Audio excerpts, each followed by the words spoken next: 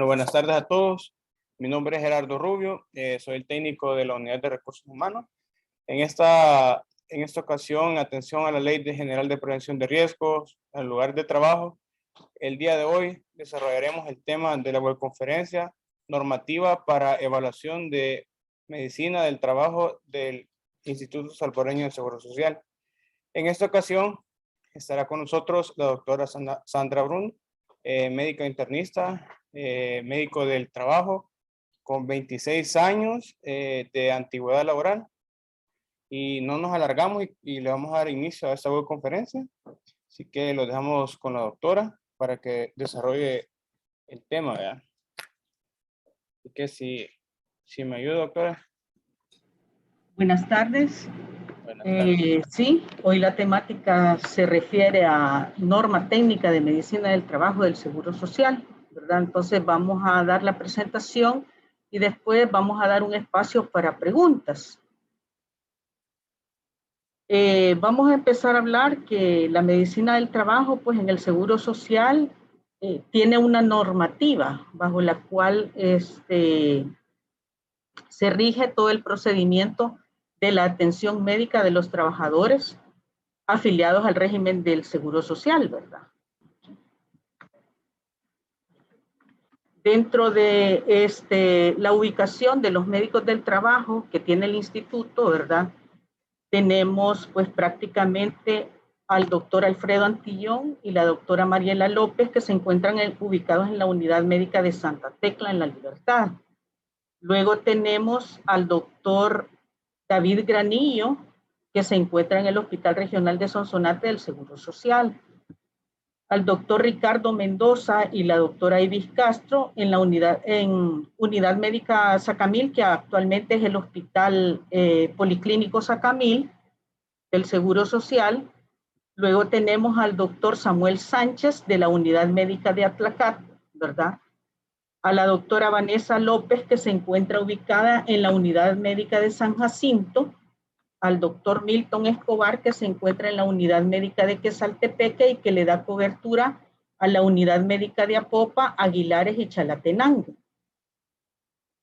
Luego tenemos a la doctora Rina Romero y Gabriela Córdoba, que se encuentran en la Unidad Médica de Ilopango, que le dan cobertura al departamento de Cojutepeque y lo que sería San Vicente. La doctora Erika Soriano, que está ubicada en la Unidad 15 de septiembre, ¿verdad?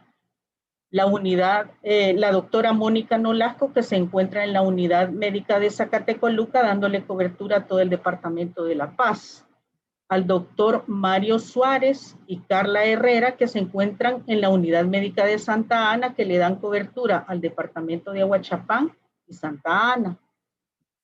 Al doctor Magno López y el doctor Daniel Oliva, que le dan cobertura, encuentran en el Hospital Regional de San Miguel del Seguro Social, pero le dan cobertura también a Morazán y lo que es La Unión. Y la doctora Isa Chicas, que se encuentra ubicada en la Unidad Médica de Usulután. Esta es la distribución de los médicos del instituto que están distribuidos en los centros de atención del Seguro Social, pero que está cubierto pues prácticamente todo el país en lo que se refiere a la especialidad de medicina del trabajo. Luego, ¿qué es la función de estos médicos del trabajo? Bueno, una de las funciones son las evaluaciones médico-laborales, que es lo que se llama la consulta de medicina del trabajo, ¿verdad? Donde el paciente que es referido, ¿verdad? Llega, solicita la atención médica. ¿Por qué enseñamos la distribución al inicio? Porque nosotros nos guiamos de dónde labora el trabajador y no dónde vive. O sea, no es por adscripción fija, sino que es dónde labora el trabajador. Y ya voy a explicar más adelante por qué se da esta situación. Es decir, que si una persona vive en San Salvador, pero labora en una empresa que esté ubicada en Santa Ana, la atención de medicina del trabajo que va a recibir esta persona va a ser en la unidad médica de Santa Ana, porque es allá donde labora. Y nosotros vamos a ir a hacer un trabajo de inspección del puesto de trabajo en el lugar donde ella labora. Por eso es que la atención de medicina del trabajo se fuera del patrón de adscripción fija que tiene normalmente el seguro, que es donde usted vive, pues ahí consulta.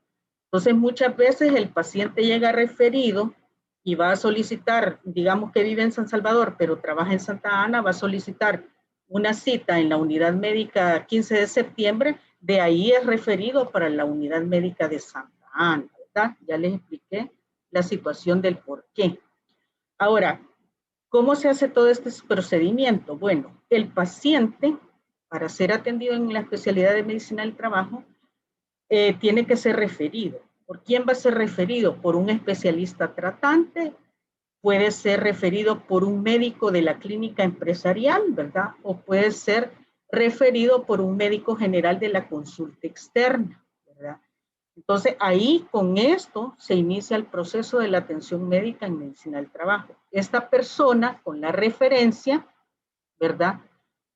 Llega a medicina, a la especialidad de medicina del trabajo. ¿Cuál es la referencia que se necesita para que sea brindada la cita en el archivo? Bueno, es un documento que tiene normado el instituto de retorno y referencia, así se llama la hoja, ¿verdad?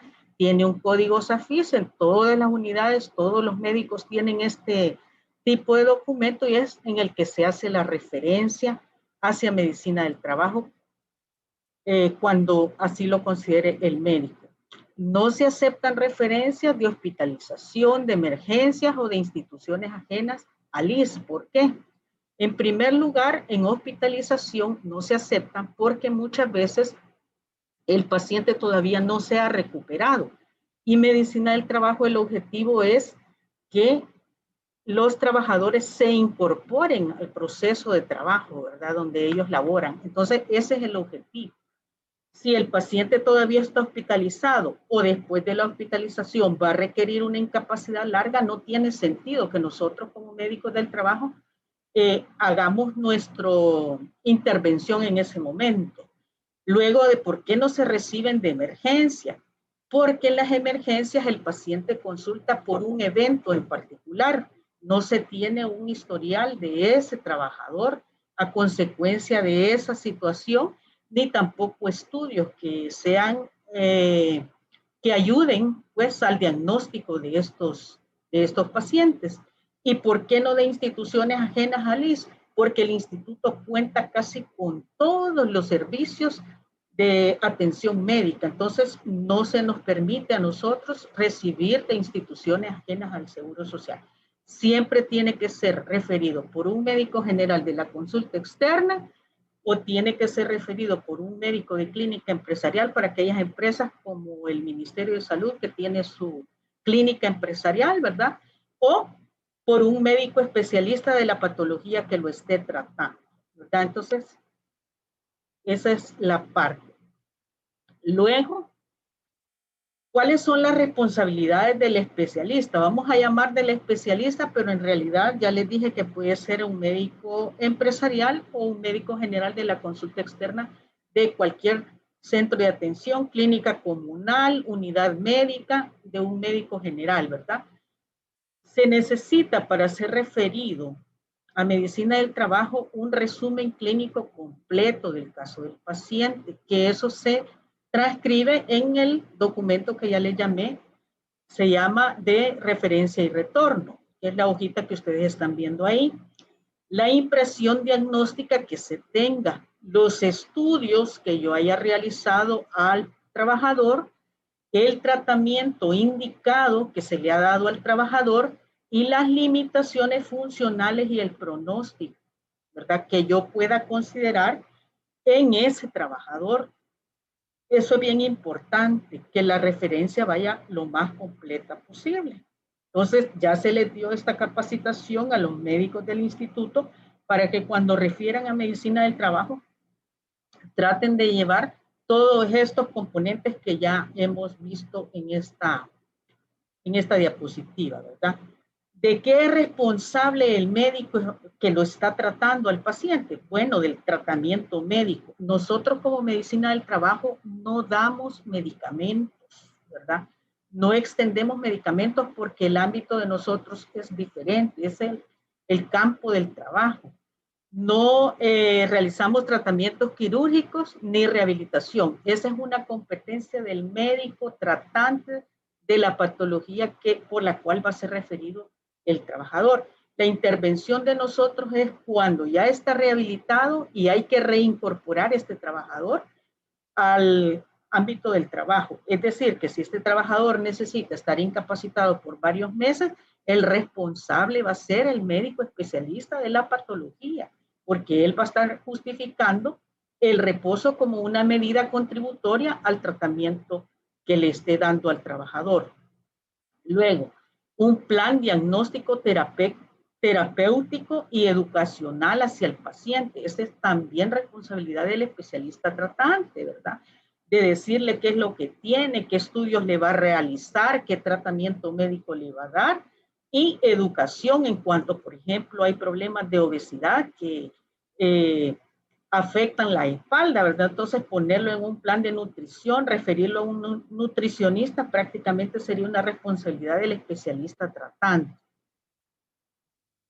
Luego, tenemos cuál es la justificación. Cuando un médico general de una clínica empresarial, de una consulta externa del Seguro Social, o un médico de cualquier especialidad del Seguro Social nos quiera referir a medicina del trabajo, debe de ser por una sospecha de enfermedad profesional o cuando las enfermedades o lesiones que se generan en el trabajador le limiten o le incrementen el riesgo de que se pueda accidentar o le disminuyan su capacidad laboral, ¿verdad? Que es el motivo más frecuente de referencia de medicina del trabajo. Cuando las condiciones laborales puedan causar un agravamiento de la patología o lesión. Estos son los tres motivos principales por los cuales se debe de enviar la referencia a medicina del trabajo. Nosotros hemos recibido muchas referencias a veces de que es para prórroga de incapacidad. Nosotros no damos prórroga de incapacidades o nos le refieren también para cuestiones de pensión. Tampoco, nosotros no pensionamos. Nuestra intervención es el trabajador se rehabilita y se incorpora con las limitantes que tiene a su puesto de trabajo, ¿verdad? Que puede ser el mismo o puede ser con algunas modificaciones en sus tareas o en su puesto de trabajo.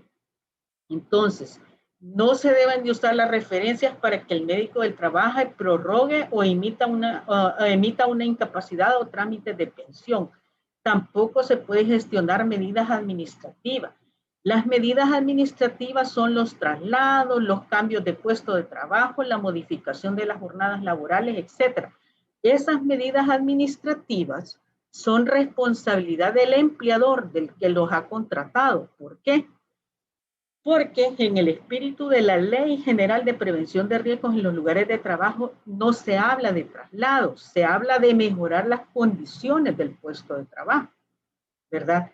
Ya los traslados, los cambios de puesto de trabajo, será el que les paga, o sea, el responsable, el empleador, de hacer este tipo de modificaciones, porque muchas veces hay personas que solicitan una referencia de medicina del trabajo porque yo me quiero trasladar. No, no podemos, nosotros no vemos eso, vemos el ámbito del lugar de trabajo con todos los riesgos, porque a veces, digamos, se tiene un paciente que da consulta, un médico, da consulta, digamos, en un centro de atención de Zacatecoluca, pero él vive acá en San Salvador, entonces lo que él solicita es un traslado para San Salvador.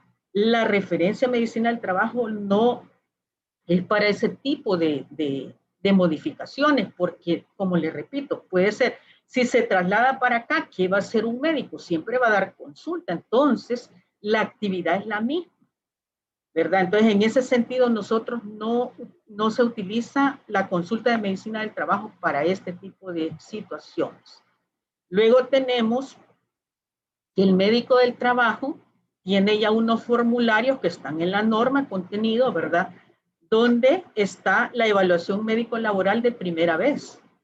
Esta evaluación médico-laboral de primera vez es cuando yo por primera vez como médico del trabajo estoy atendiendo al paciente. Entonces ahí prácticamente mi deber es pues llenar con los datos del trabajador, ¿verdad? El nombre, el número de afiliación, el sexo, la edad, el trabajo actual, la ocupación actual, la antigüedad laboral, el horario, todos esos datos que son importantes para mí. Los trabajos anteriores, ¿verdad? Los riesgos a los que él me pueda inferir, o más bien dicho, identificados que él tenga, ¿verdad? A medida yo le vaya preguntando. Entonces yo lleno este informe y dentro de todo esto examino al paciente, pues le veo los exámenes, los transcribo, ¿verdad?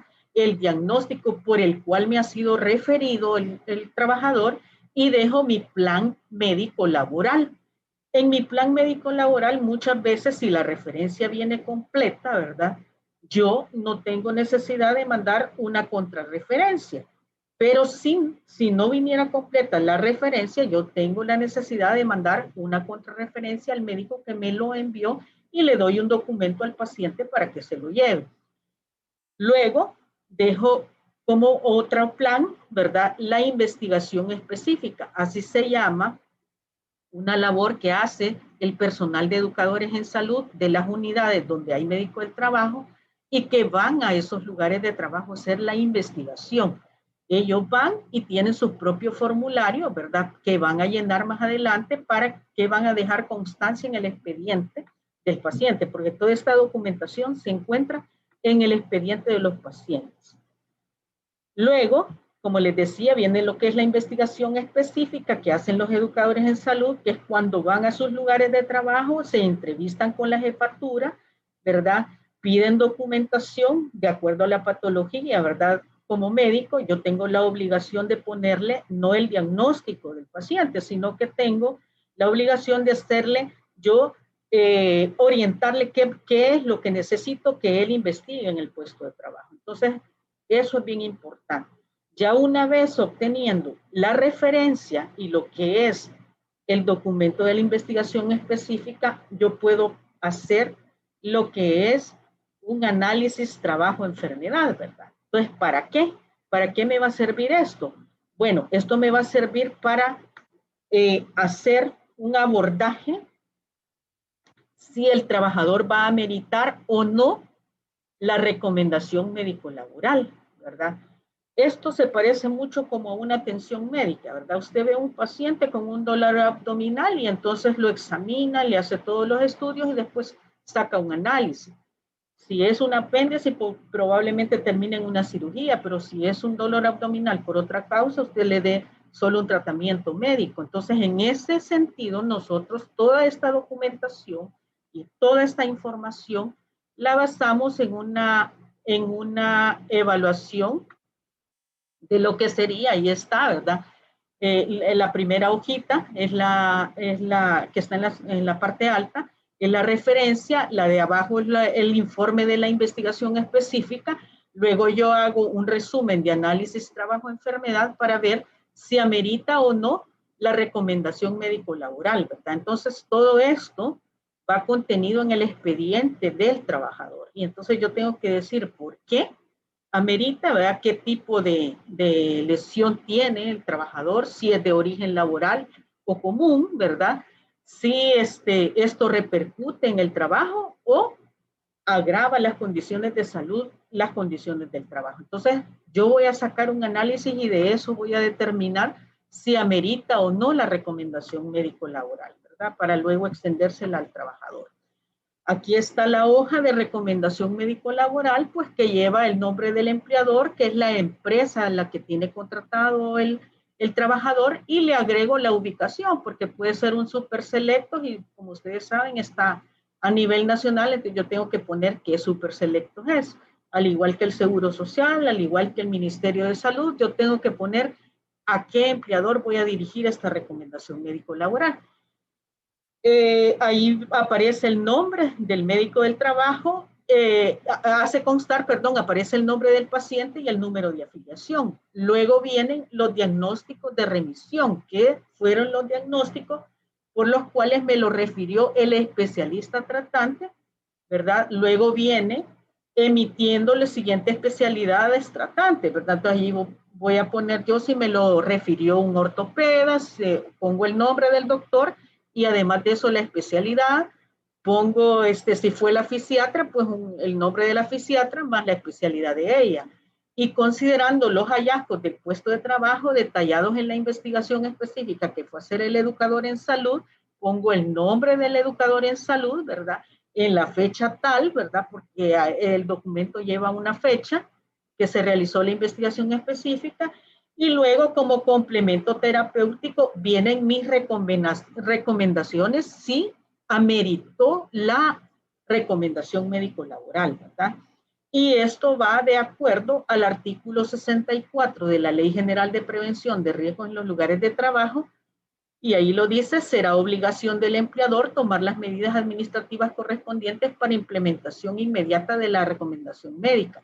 En ningún momento nosotros podemos recomendar póngase en tal lado, póngase en tal puesto, porque eso es una responsabilidad del empleador.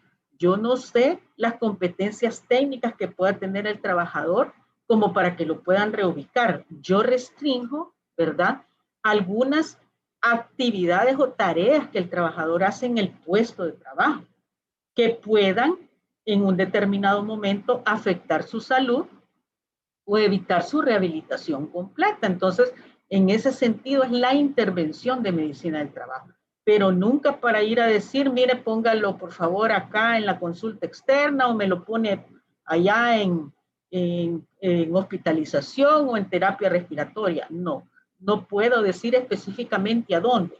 Yo voy a poner limitantes de las actividades o tareas, ¿verdad?, de acuerdo a los riesgos que han sido identificados en la investigación específica. La presente constancia se extiende con la finalidad de proteger la seguridad y salud ocupacional de los trabajadores, por lo que no podrá ser utilizada con el objeto de gestionar ascensos, promociones internas, traslados, mejoras o desmejoras en el cumplimiento de las obligaciones que genera la misma. Es decir, de que el empleador es el responsable prácticamente, y así lo dice la Ley General de Prevención de Riesgos en los Lugares de Trabajo, ¿ya?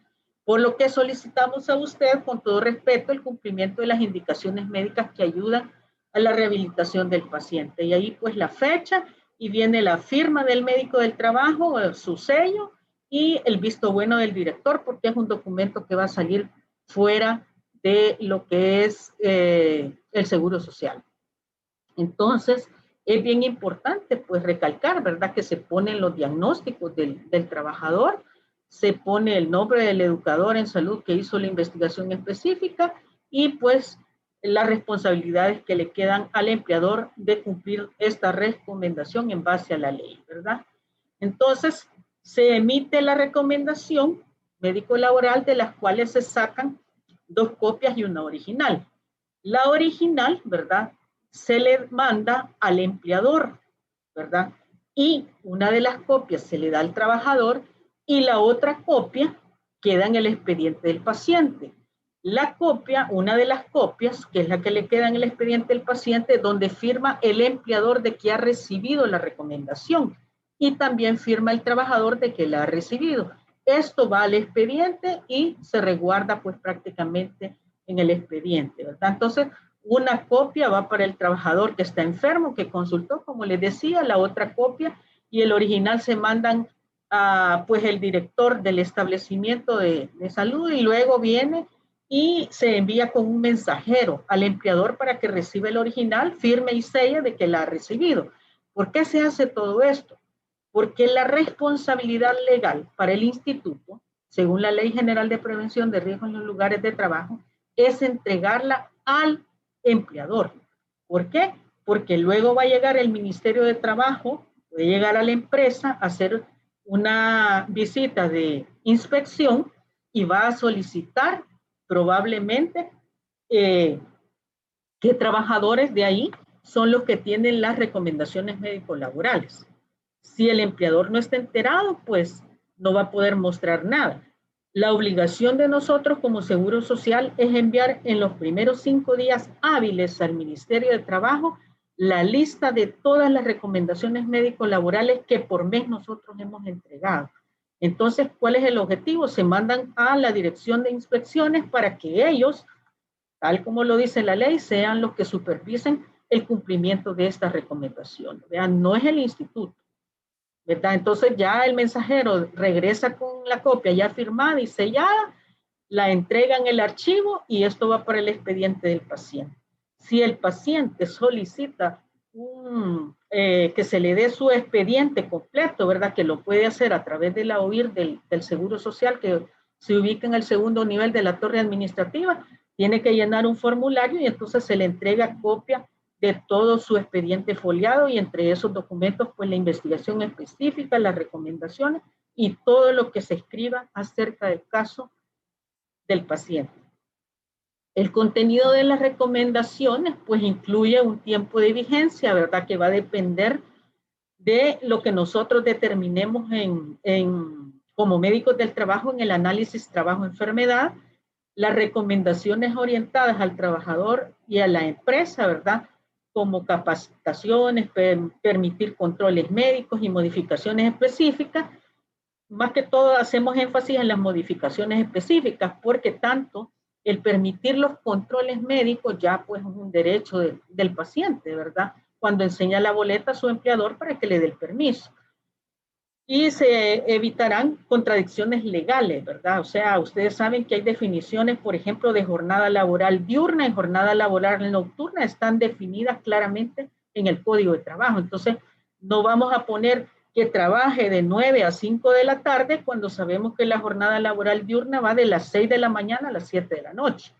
Entonces, no podemos poner tan específicos esos horarios porque la jornada laboral diurna solo es una, ¿verdad? Entonces, en ese sentido, evitamos esas contradicciones legales. Duración de las jornadas y evitar solo prohibiciones, ¿verdad? Entonces, prácticamente nosotros ahí mandamos nuestras recomendaciones en ese documento. Luego de la certificación de enfermedades profesionales. Básicamente, muchas de las enfermedades por las cuales son referidos nuestros trabajadores se han originado en el trabajo, ¿verdad? Que ha desarrollado, en la ocupación que ha desarrollado la persona en ese lugar de trabajo o en otro lugar de trabajo anteriormente, pero que ha desarrollado la misma ocupación. En ese sentido, nosotros también tenemos la obligación de dar una certificación de enfermedad profesional. Para eso nos sirve todos los documentos que antes les mencioné sobre la investigación específica y todo, ¿verdad?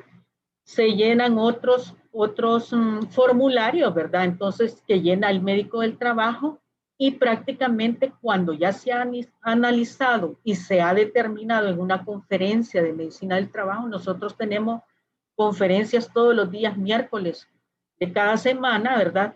Pero el último miércoles del mes lo dejamos específicamente para la presentación de casos de sospecha de enfermedad profesional. Y entonces ahí determinamos todos los médicos del trabajo si es una enfermedad profesional. Entonces se llena este documento que ustedes están viendo en la pantalla, ¿verdad?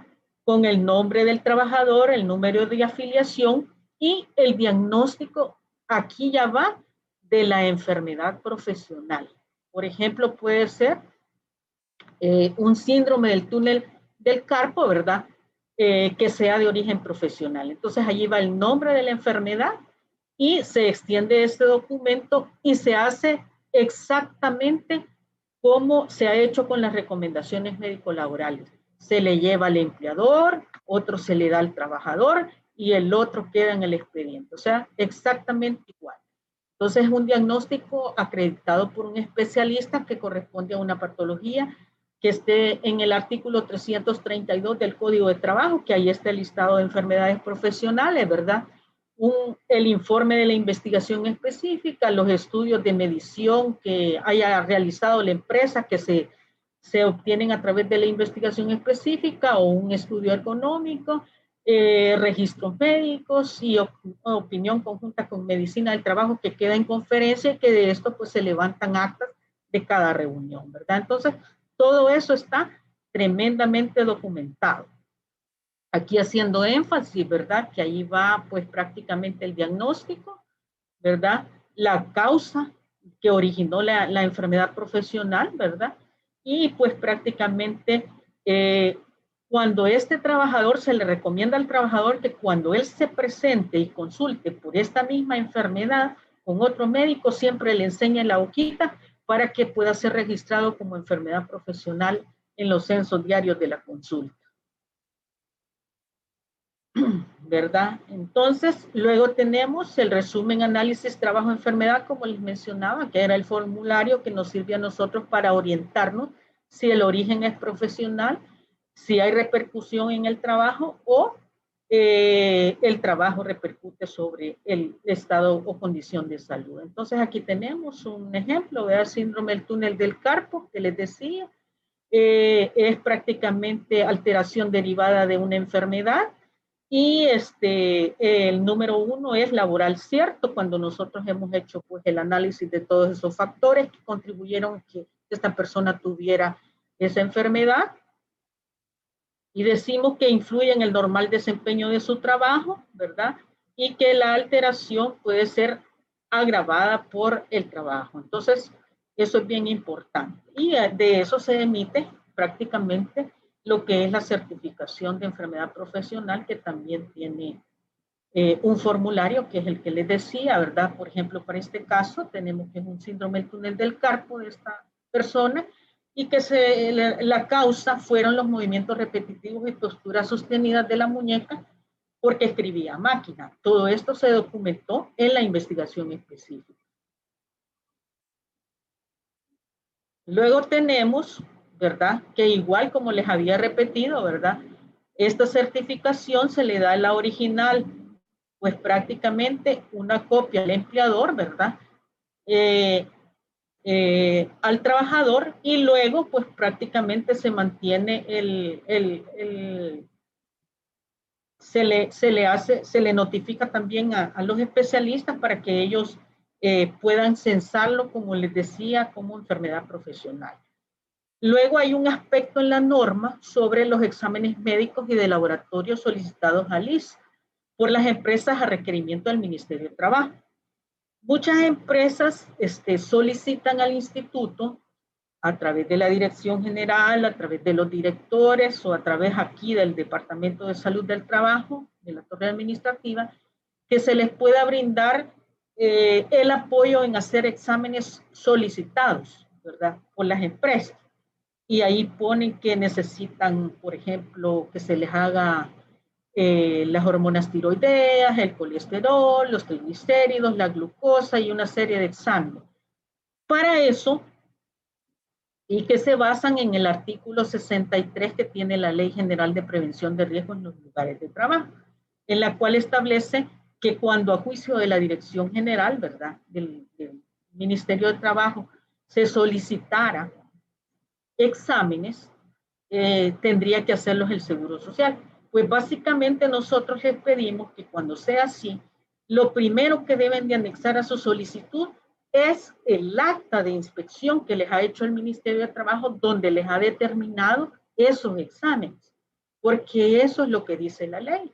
Entonces, si no nos viene el documento del Ministerio de Trabajo adjunto a la solicitud, no podemos proceder con este tipo de solicitudes, porque entonces es otro tipo de exámenes lo que están solicitando, pero no en relación al artículo 63 de la ley, ¿verdad? Entonces, es bien importante esta aclaración porque este es el tipo de servicio que da el instituto. Entonces, la dirección lo visita a las empresas, lo puede visitar a ustedes, recomendarle una serie de exámenes para sus trabajadores en base a su plan preventivo que ustedes tengan y que no hayan hecho, ¿verdad? Entonces, en ese sentido, el ministerio les va a indicar y entonces eso es lo que tienen que ustedes adjuntar. Pero si no tienen ese documento, no podemos apoyarles en ese aspecto, ¿verdad? Entonces, cuando se viene ya adjunta la solicitud del Ministerio de Trabajo, bueno, entonces nosotros como médicos del trabajo nos toca hacer un análisis si se justifican o no esos exámenes, ¿verdad? Y prácticamente se pasa un proceso de atención en el Seguro Social que ya está normado, que se deja una cita, el trabajador asiste a la cita, se le abre su expediente, se le deja su boleta de exámenes, ¿verdad? De acuerdo a eso. Entonces, en ese sentido, tenemos que tener todos esos documentos. Pero antes nosotros hemos tenido que hacer un análisis, ¿verdad? Porque tampoco es que vamos a exponer al trabajador a hacer procedimientos que no ameriten, de acuerdo al enfoque de lo que son los riesgos laborales, ¿verdad? Entonces, el motivo técnico de la toma de tales exámenes, los riesgos laborales que esté expuesto el trabajador, las mediciones de los contaminantes. Si es una espirometría, por ejemplo, necesitamos qué material particulado es el que han medido, ¿verdad? El tiempo de exposición, o si es un problema de ruido, la medición de ruido, ¿verdad? El tiempo de exposición de los trabajadores, la posible relación causa-efecto que pueda tener ese tipo de situaciones, la muestra de los trabajadores a los que se les tomará los exámenes y las estadísticas, pues prácticamente de la clínica empresarial o de la consulta, ¿verdad? Entonces, que haya tenido ese trabajador. Luego dice que nosotros, cuando ya hemos hecho todo ese análisis y le hemos dicho, sí, proceden estos exámenes en estos trabajadores, tenemos también la obligación que notificar al Ministerio de Trabajo que se ha indicado tales exámenes, porque ellos van a seguir con las visitas de inspección, ¿verdad? Entonces, todo esto está amarrado a los aspectos legales. Y en caso de que no proceda la solicitud, nosotros siempre notificamos a la empresa, ¿verdad?, de que no se puede y pues prácticamente tenemos que notificar al Ministerio de Trabajo también en caso de que no proceda la solicitud, ¿verdad?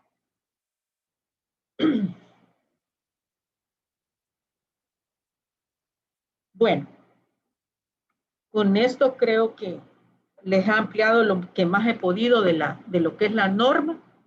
Me gustaría ya continuar con las preguntas, ¿verdad? Si alguien tiene alguna duda o pregunta, pues a través del licenciado Rubio, creo que es. En el chat estoy viendo que gente le está preguntando en la parte de abajo. Carlos Alberto Gómez pregunta sobre algún número que se pueda verificar o solicitar autenticidad de una carta de medicina del trabajo presentada por un recurso. Sí, ustedes tienen que solicitarla a través de la unidad jurídica del Seguro Social. Hay un área del Seguro Social de procuración que si quiere una autenticidad, ¿verdad?, de ese documento, puede solicitarlo a esta área notarial del Seguro Social. Celicia Cortés. Anteriormente, medicina física y rehabilitación también me imagino que extendía constancias luego de la evaluación por un equipo médico. ¿Cómo puede validarse una constancia que fue extendida de manera permanente? Básicamente en medicina del trabajo, en la unidad de medicina física y rehabilitación se hacía esto antes de que apareciera la ley. Cuando apareció la ley, esta actividad quedó completamente sin efecto, ¿verdad? Entonces, si le dieron ahí una constancia permanente, esto ya no tiene ningún efecto porque ya quedó abolida con el aparecimiento de la ley, ¿verdad? Entonces, ¿dónde pues prácticamente el procedimiento cambió y se destinó para medicina del trabajo? Okay. Jenny en Olasco pregunta, hay patologías bastante complejas y que interfieren en el trabajo diario, no solo de las personas enfermas, sino del personal de una sala o servicio. Tal es el caso de las patologías psiquiátricas, como hacer si un compañero de trabajo ya fue evaluado y la sintomatología, sintomatología en ese entonces era menos severa que en la actualidad. Por ejemplo, la evaluación primera dice del doctor Ideas ideas delirantes, pero al momento la persona adolece de un cuadro florido de esquizofrenia. Básicamente a cada uno de los directores, ¿verdad? A través del Código de Trabajo se les da la potestad de la función de un empleador, ¿verdad? Entonces, en ese sentido, si ese empleador o ese director, que es la máxima autoridad en cada lugar de unidad, centro de atención, ¿verdad? Debe de hacer la consulta si en base al artículo 31 también del Código de Trabajo debe hacer la consulta a la Dirección General del Seguro Social, ¿verdad? Para que le puedan responder el especialista tratante cerca del caso. Ahí va a poner él su consulta, ¿verdad? Basado en estos artículos legales que yo le menciono, para que le pueda obtener una respuesta acerca de la evaluación, porque en este caso estamos hablando de una patología probablemente aguda. Yo les decía que medicina del trabajo interfiere o interviene cuando ya el trabajador está rehabilitado, ¿verdad? Cuando está en una crisis aguda, pues es el especialista tratante. Okay. Vuelvo a preguntar, Sandra Carolina, dice, disculpe doctora, no comprendí lo de los exámenes médicos con respecto a la solicitud. Con respecto a eso, yo le decía de que la ley es bien clara y dice que cuando a juicio de la Dirección General de Previsión del Ministerio de Trabajo, un lugar, o sea, un trabajador amerite exámenes, estos podrán ser desarrollados por el Seguro Social. Entonces, lo que nosotros pedimos, que cuando se solicite al Seguro Social esos exámenes, que por favor adjunten esa acta que deja el Ministerio de Trabajo sobre los exámenes que han indicado, ¿verdad? Entonces, para ver la pertinencia o no de la solicitud. Ok. Carlos Alberto Gómez Torres pregunta, ¿pueden extender una constancia sin haber hecho una visita al lugar de trabajo? Sí, se puede. ¿En cuáles casos? Por ejemplo, nosotros tenemos una persona embarazada, ¿verdad? Y prácticamente ustedes saben de que no podemos nosotros seguirla exponiendo al riesgo. Cuando yo les hablaba sobre que el trabajador identifica los riesgos, es el primero en saber cuáles son los riesgos. Con sus propias palabras nos dice esto, esto, esto y esto. Entonces, muchas veces no hay, el tiempo es demasiado corto, el embarazo está avanzado, entonces yo tengo que dar una recomendación médico-laboral que probablemente tenga que ser inmediata, ¿verdad? Luego, posteriormente, puedo hacer la investigación específica, pero sí puedo dar, y también hay causales como, por ejemplo, bueno, antes no podíamos ir a ciertos lugares a hacer investigaciones específicas por la inseguridad que teníamos. Entonces, en ese sentido, pues no podíamos hacer la investigación específica y se daba la recomendación médico-laboral sin investigación específica, pero lo justificábamos en el expediente. Todo esto está documentado en los expedientes. Doctora Berta Argueta pregunta, buenas tardes, una consulta. ¿Cuánto es el máximo en tiempo que dura esta carta de medicina de trabajo para que se rehabilite el trabajador? Bueno, dependerá de los riesgos. Recuerden que yo decía una cosa, ¿verdad? Si usted en su proceso de trabajo tiene riesgos, ¿de quién es la responsabilidad de quitar esos riesgos? Es del empleador. La recomendación probablemente ya no tenga efecto cuando el empleador haga las modificaciones para modificar estos riesgos. Eso va a depender del empleador. Entonces, nosotros dejamos, en la mayoría de recomendaciones médico-laborales que dejamos tiempo de vigencia, porque queremos evaluar la evolución clínica del trabajador, que es lo que nos compete a nosotros, y de una manera indirecta, que es la función del Ministerio de Trabajo, corroborar que la modificación de los aspectos laborales que nosotros hemos indicado que se mejoren en la recomendación, pues prácticamente hayan sido eliminados o disminuidos, ¿verdad? Para poder contribuir en la rehabilitación de este trabajador. Doctora. Romeo Ramírez pregunta, como médico empresarial, ¿cómo se puede hacer para referir a un empleado a medicina del trabajo si todo su historial clínico lo ha llevado en especialidades del Seguro Social? Pues básicamente nosotros tenemos, este trabajador va a ser referido, pero por un médico de que tendría que saber de qué institución, pero si es del mismo Seguro Social, el que lo va a referir, pues prácticamente, aunque lo haya llevado en el consultorio de especialidades, nosotros utilizamos los famosos falsos para préstamo de expediente. Yo podría, como médico de una clínica empresarial, solicitar el expediente del trabajador que ha llevado en el consultorio de especialidades a través de estos falsos y obtener la información. Ese es un mecanismo. El otro mecanismo es que el trabajador solicite un informe médico a través de trabajo social, que también hay una normativa para eso, ¿verdad? En el consultorio de especialidades y allí le entreguen un informe o solicite pues una constancia médica. Ahí va a depender de qué información es la que yo necesito. O puedo hacerlo a través de una referencia, que es el documento oficial que yo ya les mencioné. Yo puedo, como médico tratante de ese paciente, yo necesito saber qué tratamiento que me le ha indicado el neurocirujano, por ejemplo, y llenar la referencia que está normada por el instituto, preguntándole qué información es la que yo necesito para ponerle y tratar y referir a este paciente medicina del trabajo.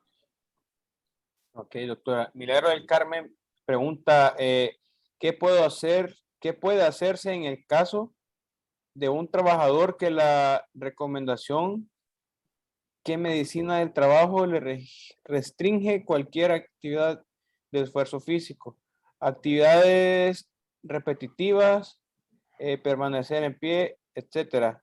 Pero el trabajador no tiene capacidad intelectual para desarrollar funciones que no requieren esfuerzo físico.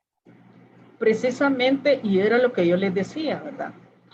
La Ley General de Prevención de Riesgos en los lugares de trabajo manda a que todos los lugares de trabajo de todas partes tengan lo que es un mapa de riesgo y se conozca o se hayan identificado, medido o evaluado ese tipo de riesgos. Si yo, por ejemplo, tengo que esa persona me le han evitado que pase de pie más de 4 horas, ¿verdad? Puedo tomar ciertas medidas como que esta persona haga pausas o que combine actividades laborales, ¿verdad? Esta tarea tengo que hacerla con el Comité de Seguridad y Salud Ocupacional de mi lugar de trabajo, ¿verdad? Yo tengo que evaluar qué es lo que manda medicina del trabajo y qué es lo que hace el trabajador, en qué tareas yo lo podría dejar. Por ejemplo, podría ser que es una persona que también me apoya haciendo torundas, pero para esa actividad no necesita estar de pie, puede ser que necesite estar sentado. Entonces yo modifico esa actividad donde él pasaba mucho tiempo de pie y lo mando a que me haga esta otra función. De eso se trata, de ir modificando ese tipo de actividades, pero para eso tienen que apoyarse con el comité porque es el que les va a ayudar en cuanto a la identificación de los riesgos de los puestos de trabajo que ustedes tienen en sus lugares. Nosotros vamos a dar generalidades, como les digo, les decía yo en la ponencia, ¿verdad? Ok. Doctora Griselda Maribel pregunta, ¿quién es el responsable de verificar que se cumplan las constancias?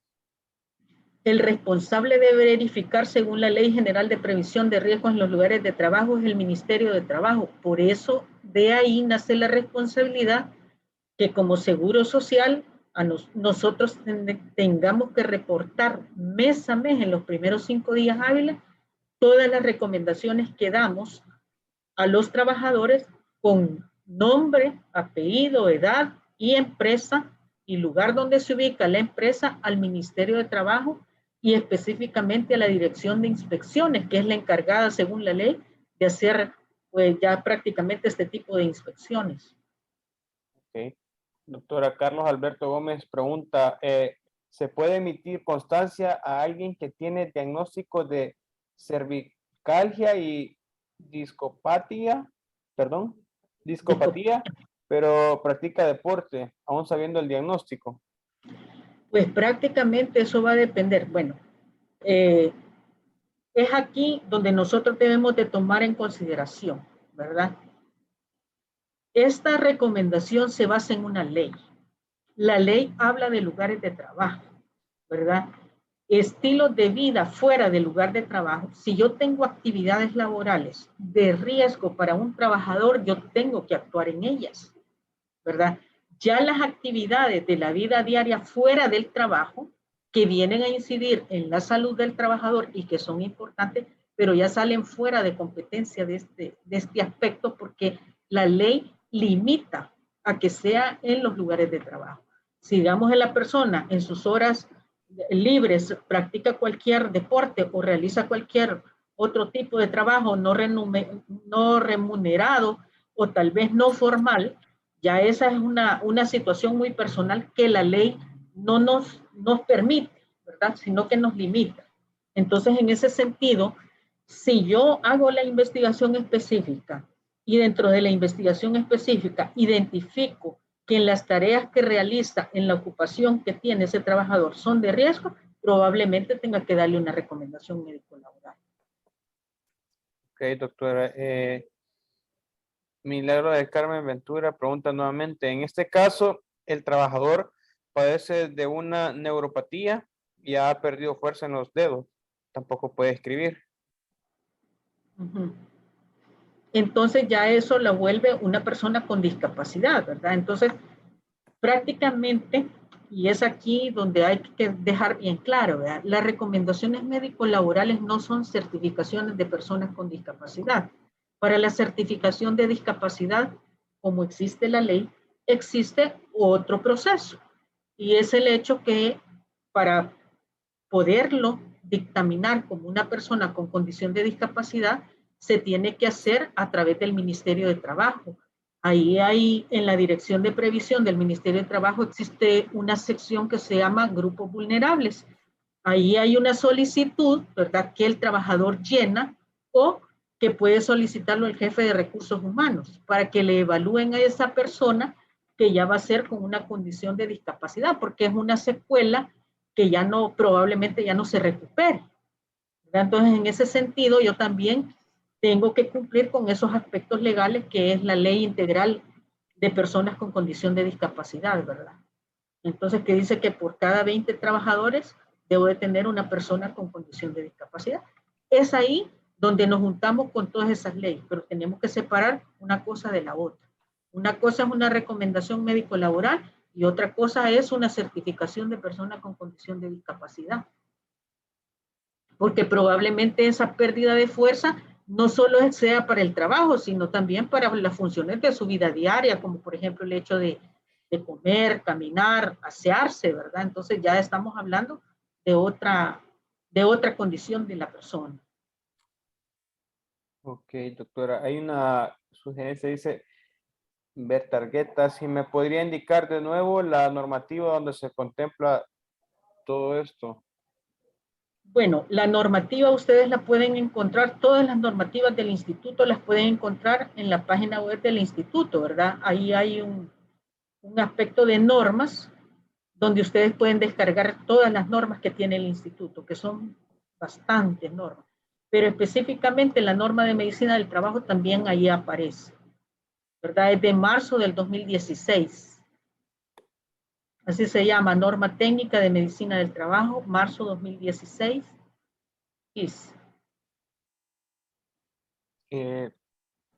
No sé si hay algo más.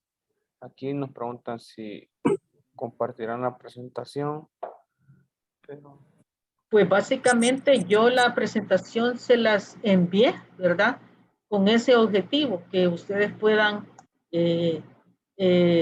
pues hacer uso de ella y la puedan compartir con las personas que me han estado escuchando en esta charla, ¿verdad? Con mucho gusto, no hay restricción para que ustedes puedan tenerla. Y cualquier duda, siempre yo me voy a poner a las órdenes de ustedes. Mi correo electrónico es sandra.bruno@is.go.sb, ¿verdad? Por cualquier duda que ustedes tengan, con mucho gusto yo puedo escribirles correspondiéndole a sus consultas. Buenas tardes. Una pregunta, perdón. Sí. En el caso, vaya, por ejemplo, si nosotros como Comité de Seguridad y Salud Ocupacional consideramos que el compañero debe de solicitar él por su cuenta una evaluación por médico de trabajo, ¿esto sí es factible y más o menos cuánto tiempo llevaría esto? Básicamente, como todo proceso, está normado, ¿verdad?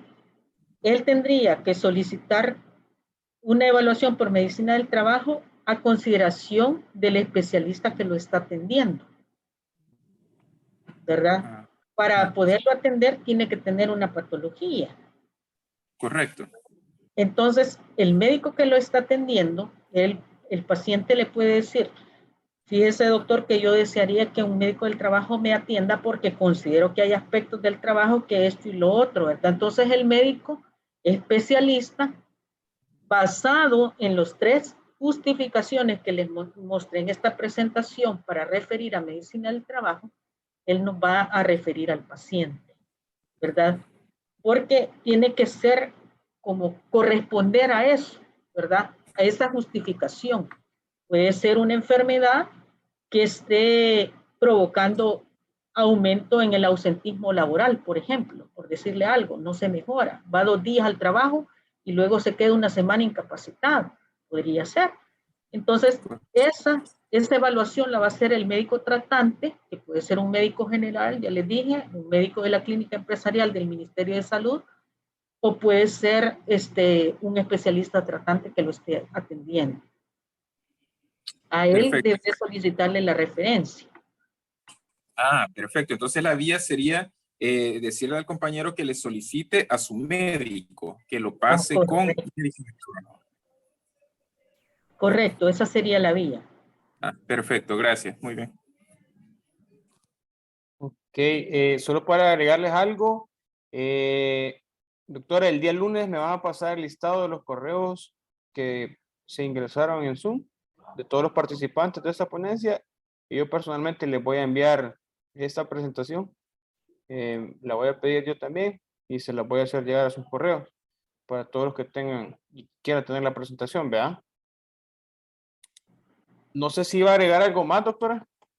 Pues básicamente no. Lo importante es que haya solventado la duda, ¿verdad? Espero que sí. Y si no, pues que me continúen consultando a través del correo electrónico, ¿verdad? Que con mucho gusto pues voy a responder a sus preguntas. Solo me gustaría que se identificaran que estuvieron en esta ponencia. Entonces, quedamos hasta acá, doctora. Le agradecemos por su tiempo, por su dedicación a esta ponencia, ¿verdad? Y gracias a todos también los que han participado y les invitamos a que sigan pendientes de las programaciones de la siguiente conferencia, ¿verdad? Y pues estamos a la orden y feliz retorno a sus hogares. Feliz fin de semana también.